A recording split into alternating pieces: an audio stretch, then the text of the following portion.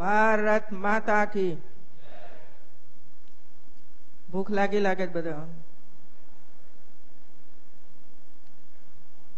ભારત માતા કી. ભારત માતા કી. कालिका माता की. ये तो बोलो. कालिका माता की.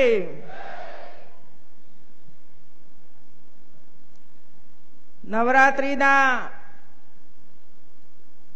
આ પવિત્ર દિવસોમાં અને પ્રથમ જ દિવસે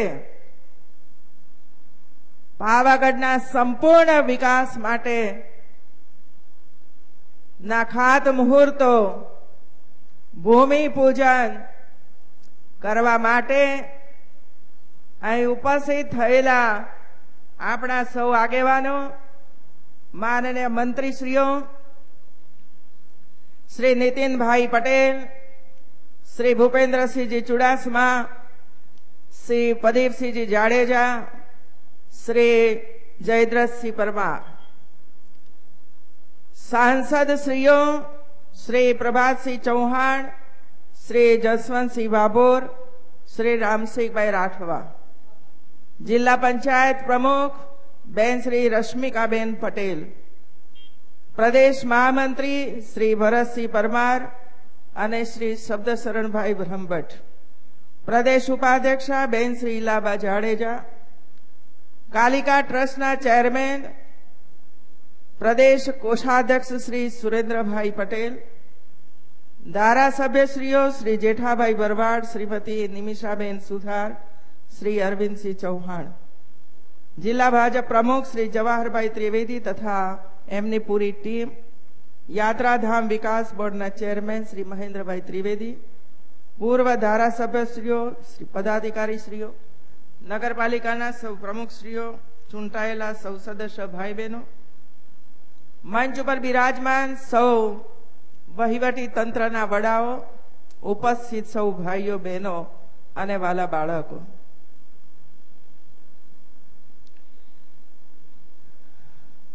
आजे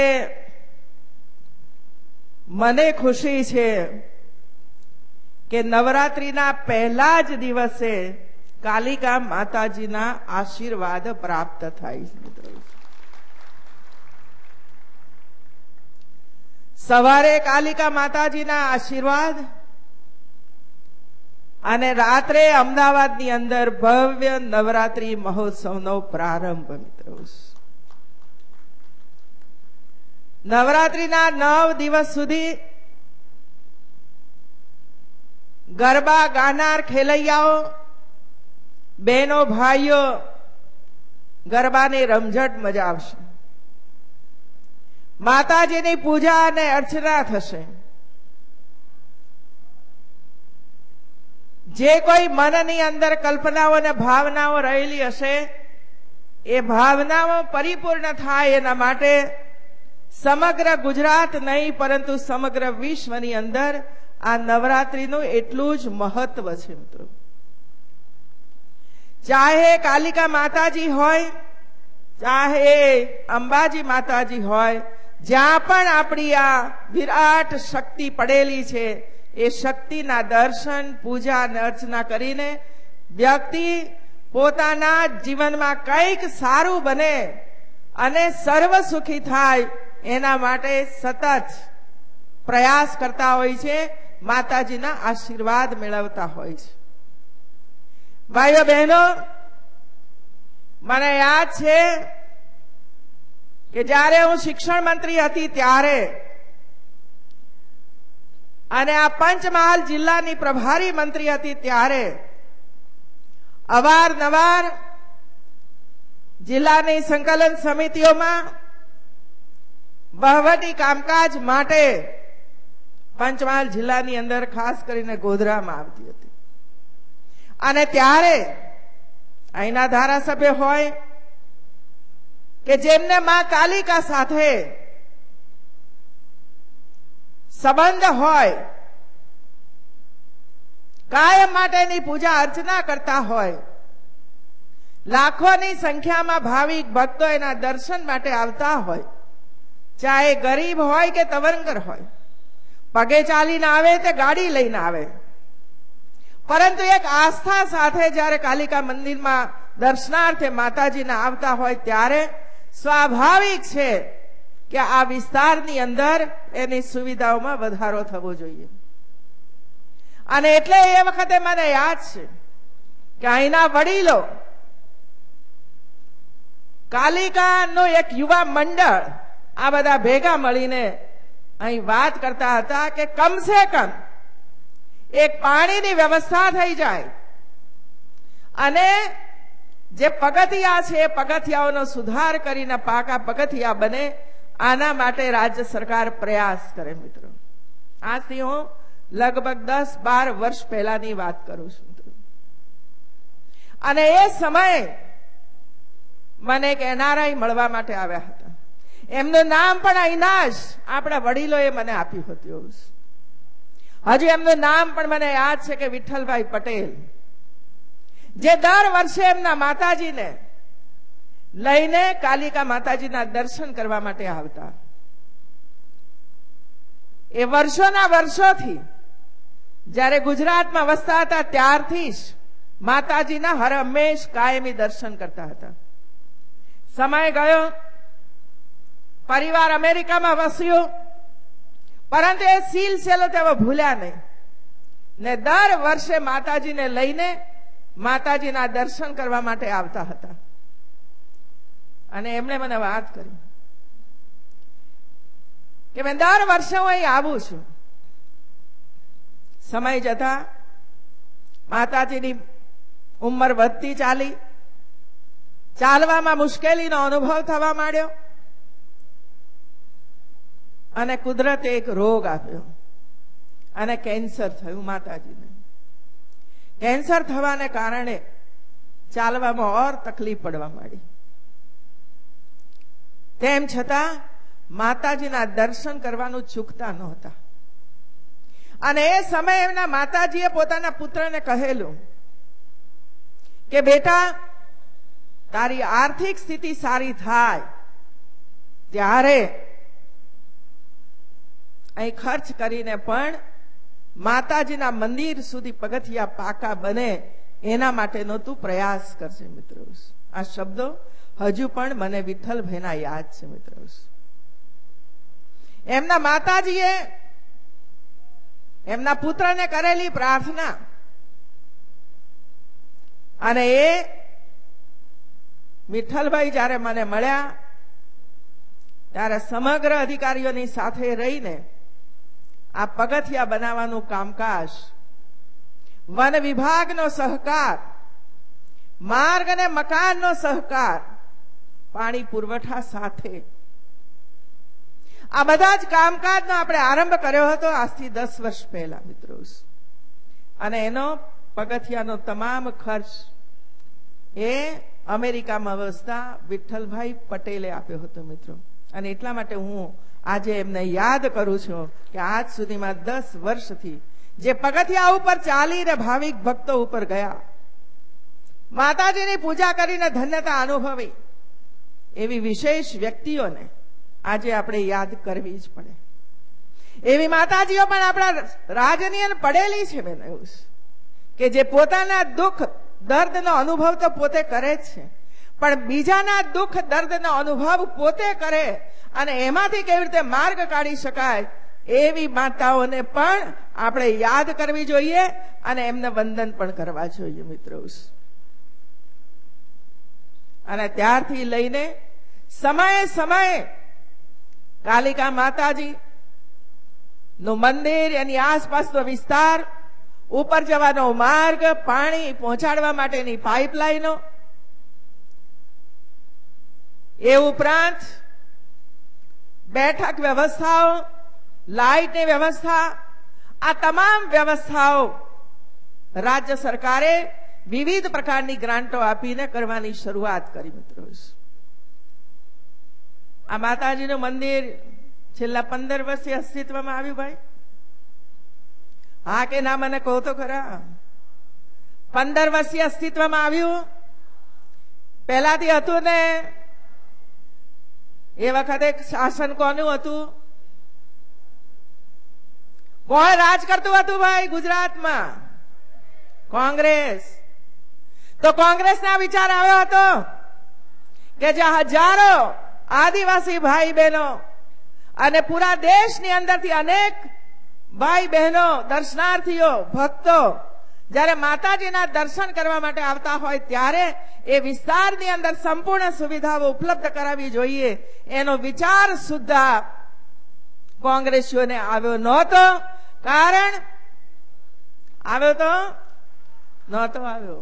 એ વિચાર માત્ર ને માત્ર નવરાત્રીના 9 દિવસ પાણી ઉપર રહીને ભક્તિ કરતા નરેન્દ્રભાઈ મોદીને આવ્યો મિત્ર.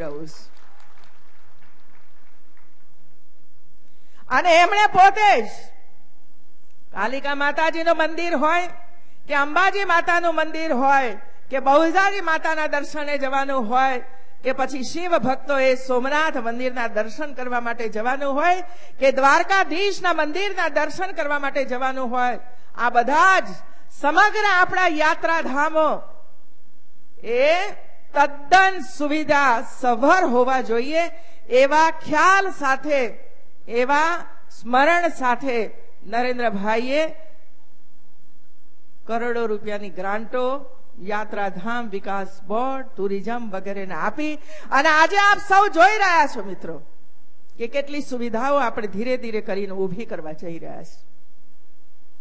અને એ જ સિલસિલાની અંદર આજે 4 લેન રોડ કોઈ સ્વપ્નમાં આવતું હતું પહેલા કે 4 લેન રસ્તો કેવો પહોળો હોય એવો? ભારતીય જનતા પાર્ટીની સરકાર આવી અને એ પહેલા 3 મીટરનો રસ્તો તો બહુ થઈ ગયો ભાઈ, રસ્તો મળ્યો ને એટલે ખુશ થઈ જતા હતા. આજે વિકાસ આપણી સામે જયારે આવી રહ્યો છે ત્યારે દરેકના મનની અંદર એમ થાય છે કે અમારો રસ્તો પહોળો હોવો જોઈએ.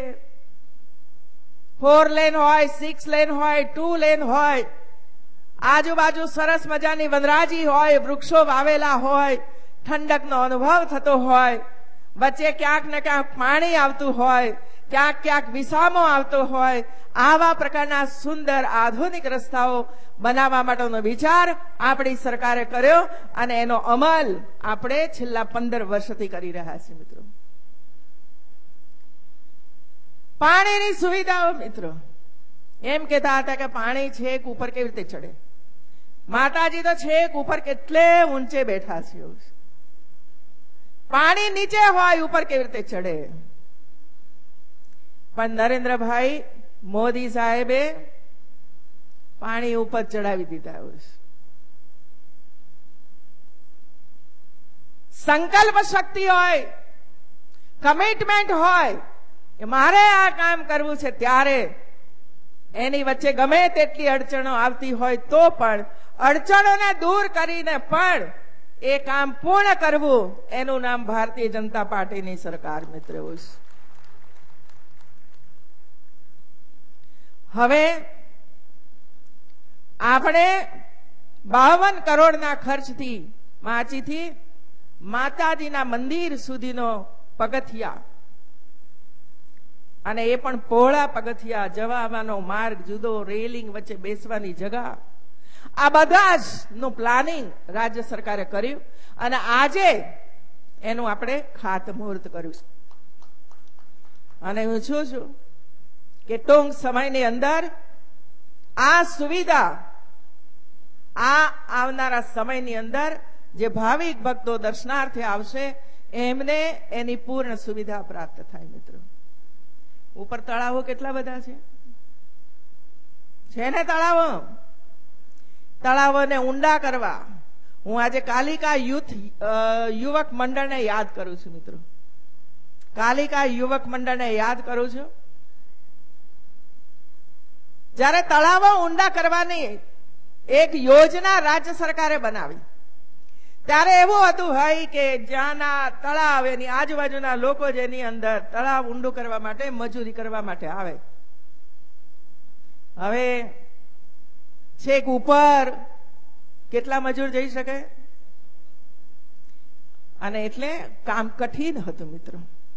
પણ એ કામ કાલી યુવક મંડળના યુવાનોએ ઉપાડી લીધું મિત્રો.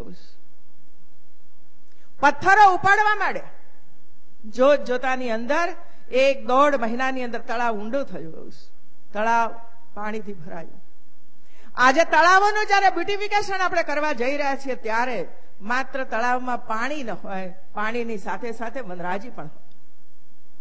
લોકો એની આજુબાજુ ફરી શકે, વોક કરી શકે એના માટેની પણ વ્યવસ્થાઓ હોય, બેસી પણ શકે એના માટેની પણ વ્યવસ્થાઓ હોય, સ્નાન કરી શકે તો કપડાં બદલવા માટેની બહેનોને માટે ખાસ વ્યવસ્થાઓ હોય. આવી સંપૂર્ણ વ્યવસ્થાઓ સાથે આપણે પ્લાન કરીને આગળ વધી રહ્યા છીએ અને આગામી દિવસોની અંદર ઝડપથી આ કામ પૂર્ણ થાય એના માટે ઇજનેરો, વિભાગો આ બધું જ ધ્યાનથી સુંદર કામ બને એના માટેનો પ્રયાસ કરે. આ બધા જ યાત્રાધામો, ધાર્મિક સ્થળો એ ટુરિઝમના સેન્ટરો છે મિત્રો. અને ટુરિઝમનો વિકાસ થશે તો નાનામાં નાના માનવીને રોજગારી પ્રાપ્ત થવાની છે મિત્રો. ક્યાંક લારી ઊભી કરી દેશે તો કોઈ ચા પીવા માટે આવશે, કોઈ રોટલી ને શાક બનાવશે તો કોઈ ખાવા માટે આવશે મિત્રો. તો ગરીબમાં ગરીબ વ્યક્તિને પણ રોજગારી મેળવવા માટેની આ તકો આવા યાત્રાધામો ઉપર પ્રાપ્ત થતી હોય છે. સંતોષ લઈને લોકો દર્શન કરીને પાછા જાય એના માટેની વ્યવસ્થાઓ હોય મિત્રો. આપણે ઉપર જિલ્લા પંચાયતનું એક ભવન પણ છે જેમાં ગરીબમાં ગરીબ વ્યક્તિને 2 કલાક 4 કલાક રાતવાસો રહેવું હોય તો એની અંદર રહી શકે. મેં આપણા વિભાગના અધિકારીશ્રીઓને પણ મેં કહ્યું છે કે આ ભવનને પણ રિપેરિંગ કરી અને સુંદર મજાનું બનાવે, સંપૂર્ણ સુવિધાઓ એ ભવનની અંદર તૈયાર કરે, જેથી કરીને ગરીબમાં ગરીબ વ્યક્તિ પણ દર્શન કરવા માટે આવે ત્યારે એને રાતવાસો રોકાવું હોય તો ત્યાં રોકાઈ શકે, 2-4 કલાક ત્યાં આરામ કરવો હોય તો આરામ કરી શકે. એના માટેની પણ વ્યવસ્થાઓ ઉપર આપણે કરવાના છીએ મિત્રો. ભવિષ્યનો પ્લાન ખૂબ મોટો છે આપણી પાસે. ભાઈઓ બહેનો, અત્યારે પૂરા ગુજરાતમાં એક ચૂંટણીનું વાતાવરણ બન્યું છે મિત્રો. અને આ ચૂંટણીનું જયારે વાતાવરણ બન્યું હોય ત્યારે પછી એ લોકસભાની ચૂંટણી આવે કે વિધાનસભાની ચૂંટણી આવે કે જિલ્લા પંચાયત કે તાલુકા પંચાયત કે નગરપાલિકાઓની ચૂંટણીઓ આવે ત્યારે કોંગ્રેસના પેટની અંદર વિકાસની ચૂંક આવે છે મિત્રો. એને વિકાસ પસંદ નથી મિત્રો. કારણ કે એમને ખબર છે કે જો આ વિકાસ થઈ ગયો તો ભારતીય જનતા પાર્ટીની સરકારને ઉખેડવામાં વર્ષોના વર્ષો લાગી જશે મિત્રો. અને એટલા માટે પ્રયાસ કરે છે ગતકડા કાઢવાના મિત્રો. અમદાવાદ અને એની આજુબાજુ ગાંધીનગર અને આજુબાજુના વિસ્તારોની અંદર 3 મહિના પહેલા આંદોલન ચલાવ્યા. ગામડાઓમાં જઈને વાતાવરણ બગાડવા માટેની કોશિશ કરવા માંડી. ભૂત આવે છે, બીજું શું આવે છે? ડફેરો આવે છે. અને આખા ગામને રાતોના ઉજાગરા કરાવ્યા મિત્રો. લોકો સમજી ગયા કે આવનારી ચૂંટણીના કારણે આજે વાતાવરણ બગાડવા માટેની કોશિશ કોંગ્રેસ કરી રહી છે મિત્રો. અને એટલે એમના એ ગતકડા ડફેરો આવે છે એની વાતો લોકોએ ફગાવી દીધી. ત્યાર પછી એમણે યાત્રા કાઢવા માટેનો પ્રયાસ કર્યો. અમે યાત્રા કાઢીશું, ગામડે ગામડે જઈશું. 2 યાત્રાઓ કાઢી, 2-4 ગામમાં ગયા, કોઈએ રિસ્પોન્સ નહીં આપ્યો અને એટલા માટે યાત્રાઓ બંધ કરવી પડી મિત્રો. આ સ્થિતિ જયારે કોંગ્રેસ માટે બની છે ત્યારે ચૂંટણી જીતવા માટેના હવાતિયા મારી રહી છે કોંગ્રેસ. કુદરતે અમરેલી અને બનાસકાંઠા ઉપર વરસાદની એવી મહેર કરી, એક જ દિવસની અંદર 26 ઇંચ વરસાદ, અને એને કારણે બંને જિલ્લાઓની અંદર ભયંકર પૂર આવ્યા મિત્રો. ગામોના ગામ ડૂબમાં ગયા, તમામ વિકાસ ઠપ થઈ ગયો, વીજળીના થાંભલાઓ પડી ગયા, રોડ તૂટી ગયા, લોકોના ઘરોમાં પાણી ગયું. પરંતુ આ બધી વિશેષ પરિસ્થિતિ ઉભી થવા છતાં પણ રાજ્ય સરકારના અધિકારીશ્રીઓએ, કેન્દ્ર સરકારના અધિકારીશ્રીઓએ, ભારતીય જનતા પાર્ટીના સૌ ભાઈ બહેનોએ ભેગા મળીને માત્ર 8 જ દિવસની અંદર બધું જ ઊભું કરી દીધું. લાઇટના થાંભલા પણ ચાલુ થઈ ગયા, રોડ રસ્તાઓ ક્લિયર કરવા માંડ્યા, લોકોને બચાવગીરી કરીને લોકોને બચાવી લીધા પાણીની અંદરથી. અને એ સમયનો લાભ ઉઠાવવા માટે કોંગ્રેસીઓ ત્યાં પણ પહોંચી ગયા. અમરેલીમાં જઈને 8 દિવસના ઉપવાસ શરૂ કર્યા. ઉપવાસમાં કોઈ જોડાયું નહીં એટલે વળી પાછા ઉઠમણું થઈ ગયું એમને. બનાસકાંઠામાં પણ થોડા ઘણા ફૂડ પેકેટો લઈને ગામની વચ્ચે જવાનો પ્રયાસ કર્યો, પરંતુ બનાસકાંઠાની જિલ્લાની પ્રજાએ જોયું હતું ભારતીય જનતા પાર્ટીની સરકારનું કામકાજ. છાતી સમા પાણીની અંદર પણ આપણા ધારાસભ્યો, આપણા કાર્યકર્તાઓ, કલેક્ટર, જિલ્લા વિકાસ અધિકારીશ્રીઓ બધા જ એટલા પાણીની અંદર એક ગામથી બીજે ગામ ચાલતા ચાલતા જતા હતા. એ દ્રશ્ય ત્યાંના ગામના લોકોએ સ્વયં પોતાની આંખે જોયા હતા. અને એટલા માટે એમને પણ જાકારો આપ્યો કે મહેરબાની કરી નહીં, તમે આવતા નહીં. એવું અમારે તમારી પાસેથી કશું નથી જોઈતું, રાજ્યની સરકારે અમારે જે જોઈએ છે તેમને પૂરું પાડી દીધું છે મિત્રો. હવે એમાં પણ ન ચાલ્યું, એટલા માટે પાછલા દરવાજાથી આંદોલનને ટેકો કરવાની શરૂઆત કરી મિત્રો. આપણે બધા જ જાણીએ છીએ મિત્રો, ભારતીય જનતા પાર્ટીની સરકાર 2001 થી શરૂ થઈને 2015ની સાલ સુધી સતત શિક્ષણ માટે પ્રયાસો કરે છે. આરોગ્યની સેવાઓ જે હમણાં જ આપણા આરોગ્ય મંત્રી છે તમારી વચ્ચે મૂકી, નવી નવી શિક્ષણની વ્યવસ્થાઓ જે ભૂપેન્દ્રસિંહ ભાઈના વિભાગ દ્વારા તમારા સુધી પહોંચી છે મિત્રો. યાત્રાધામ હોય, રોડ રસ્તાઓ હોય, આ બધું જ કામ છેલ્લા 15 વર્ષથી આપ સૌ જોઈ રહ્યા છો મિત્રો. વિકાસ કેટલો તેજ ગતિએ ચાલી રહ્યો છે એના તમે બધા સાક્ષી છો મિત્રો. અને એટલે હવે શું કરવું? એટલે કોકનો તો હાથ પકડવો પડે, એટલે કોકનો હાથ પકડીને વૈતરણી તરવા માટે નીકળ્યા છે મિત્રો. પણ આ વૈતરણી પાર નથી પડવાની મિત્રો, એ મને પૂરી ખાતરી છે. બધું આ સરકારે કાંઈ જ ખોટું નથી કર્યું. માત્ર ને માત્ર એક મંત્ર આપણે રાખ્યો છે, વિકાસ, વિકાસ અને વિકાસ. વિકાસ સિવાય આપણે કોઈ વાત કરતા નથી હોતા. ચાહે બાળકો હોય, માતાઓ હોય, સિનિયર સિટીઝનો હોય, યાત્રાળુ હોય, યુવાનો હોય, આ બધાના જ માટે કામગીરી આપણે કરતા રહ્યા છીએ મિત્રો. હું આપને એક છેલ્લી વાત કરીશ. ભાઈઓ બહેનો, આવનારા દિવસોની અંદર લગભગ 55,000 કરતા વધારે સરકારીના જુદા જુદા વિભાગોની અંદર ભરતી થવાની છે, જેની અંદર 5 વર્ષની છૂટછાટ રાજ્ય સરકારે હમણાં જ આપી છે મિત્રો. પણ મારી બધાઓને વિનંતી છે, અને આ બધા સાક્ષી છો, જાણો છો મિત્રો, શિક્ષકની ભરતી થાય તો અરજી તો કરવી પડે ને. કરવી પડે કે ના કરવી પડે? વગર અરજીએ સિલેક્શન થાય ખરું? ના થાય ભાઈ. ક્લાર્ક બનવું હોય તો અરજી કરવી પડે, પરીક્ષા આપવી પડે, પરીક્ષામાં પાસ થવું પડે. કોઈ પણ સ્થાન ઉપર જવું હોય, ચાહે પ્રાઇવેટમાં જવું હોય તો પણ એ કંપની પણ આપણી ટેસ્ટ તો લે જ. કે ભાઈ તમને કેટલું આવડે છે, અને એમાં જો આપણે પાસ થઈએ, એમાં જો આપણે નિપુણતા બતાવીએ તો આપણને નોકરી મળી જાય મિત્રો.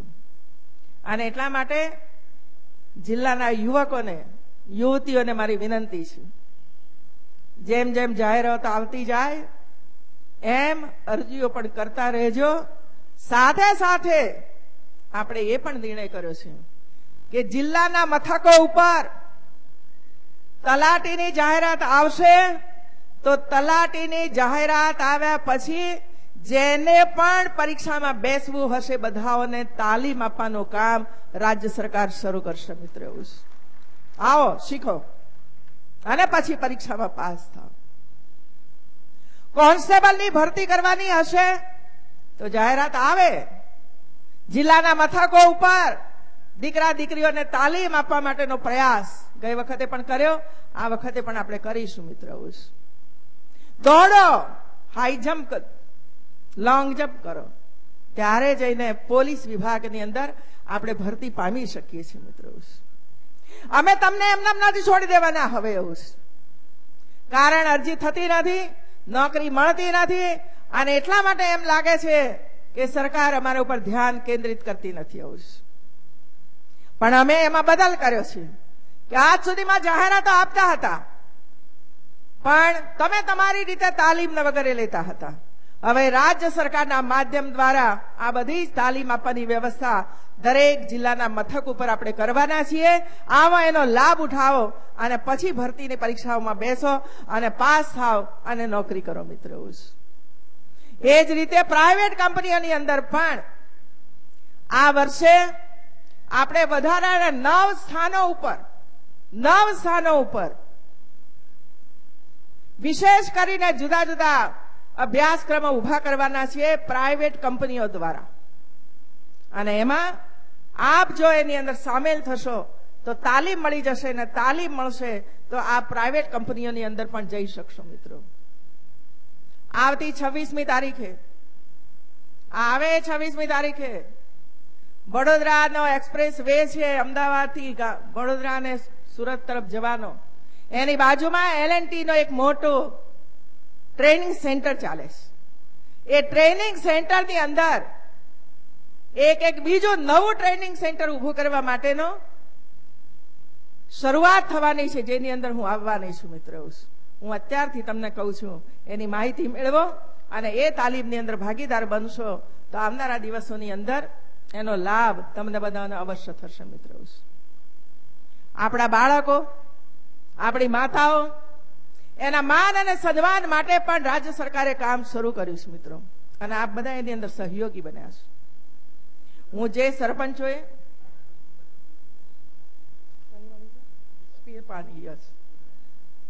IAS, IPS, IFO મતલબ UPSC ની પરીક્ષાઓ, ઘણા બધા સપના હોય છે કે મારે કલેક્ટર બનવું છે, મારે જિલ્લા વિકાસ અધિકારી બનવું છે, ડિસ્ટ્રિક્ટ ફોરેસ્ટ ઓફિસર બનવું છે, પણ એ પરીક્ષાઓ પાસ કરવી પડે છે મિત્રો. અઘરી પરીક્ષા હોય છે. ગાંધીનગરની અંદર, અમદાવાદની અંદર આનું ટ્રેનિંગ સેન્ટર ચાલતું હતું, સ્પીપા. આ સ્પીપાની અંદર 340 વિદ્યાર્થીઓને આપણે તાલીમ આપતા હતા. એ પરીક્ષા આપે, પાસ થાય, IAS બને, કલેક્ટર બને. એમાં આપણે આ વર્ષે વધારો કરવાનો નિર્ણય કર્યો અને આવતા 5 વર્ષની અંદર 340 સીટમાંથી વધારીને 1000 IAS પેદા થાય, તૈયાર થાય, એના માટેનો પ્રયાસ કરીએ છીએ મિત્રો. ભાઈ સરકાર તો વ્યવસ્થા કરશે, સરકાર તો વ્યવસ્થા કરે, મકાન સરસ બનાવે, કોમ્પ્યુટરો ખરીદે, કોમ્પ્યુટર આપે, માણસને બોલાવે કે ભાઈ આ બધાઓને કોમ્પ્યુટર શીખવાડો, લેક્ચર લો, પરીક્ષા લો, બધું જ. પણ શીખવો તો પડે વિદ્યાર્થીઓ, શીખવું પડે વિદ્યાર્થીઓએ, યુવકોએ, યુવતીઓએ.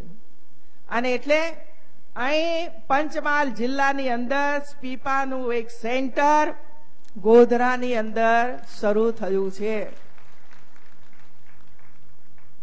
હવે હું ઈચ્છું કે આ ગોધરામાં ઉભા થયેલું આ ટ્રેનિંગ સેન્ટરની અંદર ગ્રેજ્યુએટ થયેલો હોય કે ન થયેલો હોય અથવા ચાલુ હોય, આર્ટ્સ, કોમર્સ, સાયન્સમાં ગમે ત્યાં હોય, અભ્યાસ જોડે જોડે કરી શકાય છે મિત્રો. અને એની પણ વ્યવસ્થા અમે કરી છે. આઈએએસ ની પરીક્ષાઓ, પહેલી પ્રિલિમ પરીક્ષા છોકરા છોકરીઓ પાસ કરે અને પછી બીજી પરીક્ષા આપે અને છેલ્લે ફાઇનલની પરીક્ષા આપે ત્યારે રાજ્ય સરકાર તરફથી દીકરીઓને 90,000 રૂપિયા અને દીકરાઓને 75,000 રૂપિયા રાજ્ય સરકાર તરફથી આપવાનો નિર્ણય કર્યો છે મિત્ર. હું જાણું છું મિત્ર, પૈસા વગર આગળ કદાચ મધ્યમ ને ગરીબ વર્ગ હોય તો ન ભણી શકે. એમના માટે પણ રાજ્ય સરકારે 90,000 રૂપિયા દીકરીને અને 75,000 દીકરાને આપવાનો નિર્ણય કર્યો છે. આપી રહ્યા છીએ મિત્રો આપણે. એવું આ પરિસ્થિતિ જયારે પેદા થઈ ત્યારે એ વાત સાચી હતી કે મેડિકલની અંદર વિદ્યાર્થી જાય, મધ્યમ વર્ગ હોય, વિધવા માતા હોય, આવકનું સાધન ઓછું હોય, ત્યારે વર્ષે 2 લાખ 3 લાખ જેટલી ઊંચી ફી ન ભરી શકે. ભાઈઓ બહેનો, તમારા બધાઓના આશીર્વાદથી અને કાલિકા માતાના આશીર્વાદથી અમને બધાઓને એક સારો વિચાર આવ્યો કે આપણે આપણા યુવકોને પણ રાજ્ય સરકાર તરફથી ફી આપીએ મિત્રો, ફી આપીએ. અને એટલા માટે મુખ્યમંત્રી યુવા સ્વાવલંબન યોજનાની મેં જાહેરાત કરી મિત્રો. મેડિકલની અંદર જે વિદ્યાર્થીઓ અભ્યાસ કરતા હશે પહેલા વર્ષમાં, આ વર્ષના, એમને દર વર્ષે 2 લાખ રૂપિયા અને 5 વર્ષની અંદર 10 લાખ રૂપિયા રાજ્ય સરકારથી આપવાનો નિર્ણય કર્યો છે મિત્રો. અને દિવાળી પહેલા આ 2 લાખ રૂપિયાનો ચેક તમારા હાથમાં આવી જાય એવું આયોજન પણ આપણે કરી દીધું છે મિત્રો. કારણ કે કોંગ્રેસીઓ બોલે છે, એ જ બોલે છે ને, એ તો વચનો આપે છે. ભાઈ, કોંગ્રેસ વચનો આપે છે એવા વચનો અમે નથી આપતા. અમે તો જે વચન આપીએ છીએ પાળીને બતાવીએ છીએ કે અમારું આ વચન હતું અને અમે પૂરું કર્યું છે મિત્રો. એ જ રીતે એન્જિનિયરની અંદર અભ્યાસ કરતા વિદ્યાર્થીઓ, એમને ફીના 50% આપવા માટેનો નિર્ણય કર્યો છે. એની પણ આપવાની શરૂઆત કરશું મિત્રો.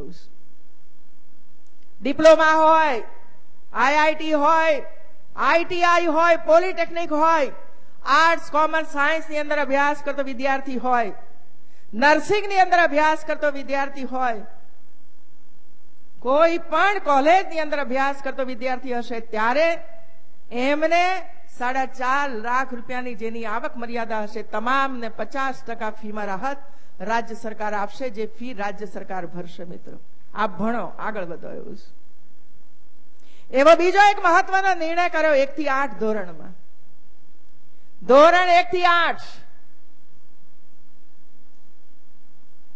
અત્યાર સુધી આપણે એસસી, એસટી ને ઓબીસી ને યુનિફોર્મ, શિષ્યવૃત્તિ અને પાઠ્યપુસ્તકો આપતા હતા. પાઠ્યપુસ્તકો બધાને આપતા હતા.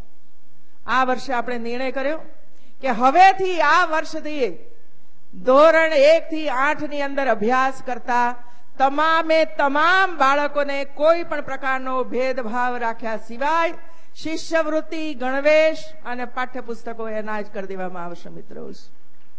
પ્રાથમિક શિક્ષણ જ્યારે ફ્રી છે અને ફરજિયાત પણ છે ત્યારે રાજ્ય સરકારે આ વધારેની જવાબદારી પણ ઉપાડી છે. અને એ શિષ્યવૃત્તિ પણ તમને દિવાળી સુધીની અંદર તમારા હાથની અંદર આવશે. બેંકની અંદર એકાઉન્ટ ખોલાવવાનું કામકાજ શરૂ કર્યું છે મિત્રો.